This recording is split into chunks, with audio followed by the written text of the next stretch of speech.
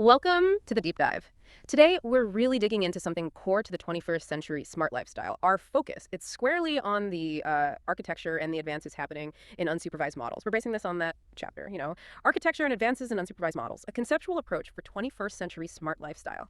Think about it, if you're living any kind of smart life, you're generating this constant flood of data, massive amounts, complex, often totally unstructured, smart thermostats, medical monitors, even just traffic apps, data pouring out, but without neat labels saying what's what. So our mission today is simple, give you the shortcut. We want to pull out the fundamental ideas of how unsupervised learning, or UL, is completely changing the game for personalization, for optimization, and for, well, truly autonomous adaptation in the smart world. That's a great way to put it.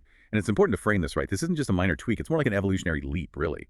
If you think back just a little bit, these smart systems, they lean heavily on supervised learning, which meant, someone, a human, had to painstakingly label data. Tell the system, okay, this reading is normal, or this pattern looks suspicious. But the sheer scale, the complexity of data from all these smart devices just exploded. That old method, it just couldn't keep up. It became, frankly, impossible manually and way too expensive. So the shift to unsupervised learning wasn't really a choice. It was a necessity. It's the only way forward to get these truly intelligent, responsive environments that learn and adapt without us holding their hand the whole time. Okay, right. Let's unpack that term then, unsupervised learning. We hear it thrown around a lot, UL. What exactly makes it unsupervised, and why is that such a big deal compared to the older way of doing things with all those labels? Well, fundamentally, unsupervised learning is a type of machine learning that doesn't need those predefined answers or labels. Instead, its job is to dig into these huge unlabeled data sets and just find the structure of the patterns, the interesting insights all by itself. Think of it like this. Imagine giving a kid a giant box filled with Legos, different colors, shapes, sizes, but you don't give them any instructions. Supervised learning would be like saying, okay, put all the red bricks in this pile.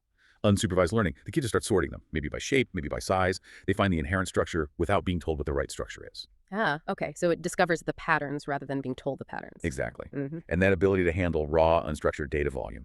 That's why it's absolutely essential for our modern smart lifestyles. I mean, when you've got billions, literally billions of data points streaming in from sensors everywhere, homes, energy grids, health trackers, you need systems that can look at that raw flow and figure out, okay, what does normal look like here? Or how do different groups of users tend to behave? And they have to do it on their own. So this move towards autonomy, it's really driven by changes in the architecture, how the data gets processed. What are the key sort of architectural tools behind this shift that we should know about? Yeah, the big driver is the rise of deep learning architectures. They're really the workhorses here. For just handling that sheer volume and complexity, autoencoders are fundamental. Think of them as smart compression tools. They're neural networks that learn to squash the input data down into a much smaller representation, like a summary, and then reconstruct the original data from that summary. They're brilliant for things like cutting through noise in the data or automatically learning the most important features. Okay, compressing and cleaning up the data. Right. And then building on that, you have things like variation autoencoders, or VAEs. Now, if a standard autoencoder is just a great compressor, a VAE adds a kind of generative capability. It doesn't just compress. It learns the underlying probability distribution of the data, which is really key if you later want to generate new, realistic-looking data points. So it learns the recipe, not just the ingredients. That's a good way to think about it. And then there are generative adversarial networks, GANs. These are quite famous now. They involve two networks basically battling each other. One tries to generate fake data that looks real, and the other tries to tell the fake from the real. Through this competition, they get incredibly good at creating highly realistic synthetic data. So autoencoders, VAEs, GANs. These are really the engines driving modern unsupervised capabilities. That makes a lot of sense. We're shifting from needing labeled examples to building systems that learn to structure, compress, and even generate data themselves. Okay, let's make this concrete for the listener. How does UL actually deliver that personalized experience everyone talks about? Using those hidden patterns for recommendations, or maybe adapting my smart home settings. Right, personalization is a big one. And this is where clustering techniques really shine. Clustering algorithms are sort of the core tools for personalization and also for optimizing how resources are used. Their main job is pretty intuitive. Group similar data points together. These data points could be anything users who watch similar shows, smart devices showing similar error patterns, or even products in a factory that need similar manufacturing steps. So finding the natural groups within the data. Exactly. And there are different ways to do it. You hear about algorithms like K-means, hierarchical clustering, and DBS-GAN. Yeah. If you want a quick mental model, K-means is like saying, okay, find me exactly K groups, and it tries to find the center of each group. It's fast and good when you expect roughly spherical clusters. DBS-GAN, on the other hand, is more flexible. It finds clusters based on how densely packed the data points are. Think of it like finding the dense clumps of Legos on the floor, rather than just sorting by color into fixed bins. It's great for finding clusters that have weird shapes, and also for ignoring points that are just scattered randomly, the outliers. I see. So these algorithms are like pattern detectives, figuring out my typical behavior or preferences by seeing which group I fall into. Okay, beyond Netflix suggestions, how does this clustering help optimize things in, say, a business or industrial setting. Oh, hugely. Take manufacturing performance optimization, for instance. Instead of treating every single production run the same way, clustering can identify groups of products that consistently need similar machine settings or similar raw materials or take similar amounts of time. By grouping these production profiles, a manufacturer can really streamline their processes. Less time changing machine settings, better use of materials, less waste. It leads to significant efficiency gains. Right, grouping similar tasks saves setup time. Precisely. Or think about travel and tourism. Clustering goes way beyond just people who like beaches. It can segment travelers based on much deeper preferences, maybe budget-conscious travelers who prefer remote beaches and engage in early morning activities. It gets that granular. This lets travel companies offer hyper-personalized itineraries or targeted marketing that feels relevant and is much more likely to actually, lead to a booking. That definitely tracks. But okay, here's a thought. If these systems get so good at clustering me based on my past behavior, is there a risk I just get stuck? Like the algorithm only shows me things similar to what I've liked before, and I end up in this personalized echo chamber. Does hyper-personalization kind of kill serendipity or discovering new things? That's a really important question, and it highlights the central tension in personalization. You're absolutely right. While the goal of the model is often accuracy within a known segment, predicting what you're likely to engage with based on past behavior-responsible system design has to counteract that. Designers need to deliberately build in mechanisms for exploration and novelty. Sometimes it's called injecting serendipity, maybe recommending something slightly outside your usual cluster, or promoting diverse content. So yes, the tech can create deep segments, but making it work well for humans means balancing that efficiency with, well, keeping things interesting and allowing for growth and change in taste. It's definitely an ongoing challenge in experience design. Okay, that balance is key. Now, shifting gears a bit, this gets really interesting. Unsupervised models aren't just about convenience or recommendations. The chapter highlights their critical role in safety and protection. How does UL function like a digital security guard for these complex smart systems? Yeah, this is a crucial application. It falls under the umbrella of anomaly detection or outlier analysis. Remember, the system doesn't have labels telling it what's good or bad. So it uses these unsupervised methods to constantly learn a baseline of what constitutes normal behavior across potentially millions of data points all at once. An anomaly, then, is simply any data point, or maybe a sequence of events that significantly sticks out from that learned pattern of normalcy. It's the odd one out. So it learns the system's heartbeat, essentially, and flags any irregular rhythm. That's a perfect analogy. And in a smart system, an anomaly could be anything, really. It could be a sensor on a piece of industrial machinery suddenly running much hotter than usual that might signal it's about to fail. Or it could be something like a sudden, unusually large data upload from your smart home network late at night. That might indicate a potential cyber attack, or maybe just very unusual user activity that doesn't fit the established patterns. And spotting these deviations quickly is the main benefit here. Absolutely critical. Prompt detection is everything. If you can catch a security breach attempt the moment it starts, you can potentially stop it, or at least minimize the damage and the cost of cleaning up. Same with equipment failure. Catching it early means predictive maintenance, avoiding catastrophic breakdowns, saving huge amounts on downtime and replacement. So by instantly recognizing these patterns that just don't fit the norm, these techniques allow for really early warnings and rapid responses. It's about maintaining the system's integrity against all sorts of risks, known and unknown. How do they actually do that detection in real time? What kinds of techniques are involved? There's actually a whole toolbox of techniques they use, often in combination. You have statistical methods basically looking at how far a new data point is from the expected statistical distribution of the normal data. You also have machine learning approaches, like looking at the distance of a point from the center of its learned cluster, or using things like one-class SVMs. And often, there are domain-specific heuristics too, rules of thumb, developed for specific areas like cybersecurity threat detection.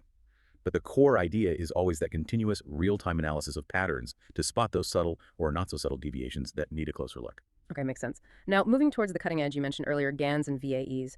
One of the most fascinating advancements discussed is the ability not just to analyze existing data, but to actually create new data. Can you tell us more about these generative models and this whole idea of synthetic data? It sounds almost like science fiction. It does feel a bit like that sometimes. But generative models, especially GANs, VAEs, and also things called autoregressive models, are incredibly powerful. What they do essentially is learn the underlying statistical recipe or distribution of a real data set so deeply, so thoroughly, that they can then generate completely new artificial data samples. And the key is that these synthetic samples look and behave statistically just like the original real data. They're often indistinguishable, at least to other algorithms. Wow, so they can make fake data that's good enough to fool other computers. In many cases, yes. And this synthetic data is becoming incredibly important for training the next generation of AI models. Think about situations where getting enough real-world data is difficult or super expensive, or maybe raises serious privacy concerns, like with medical data. Synthetic data offers a potential solution. That sounds incredibly useful, like patching holes in our knowledge or creating training grounds where real data is scarce. What are the main ways this synthetic data is being used right now? There are three really big applications emerging. First is data augmentation. If you only have a small data set to train your model on, which is common, you can use a generative model to create lots more synthetic examples. This increases the size and, crucially, the diversity of your training data.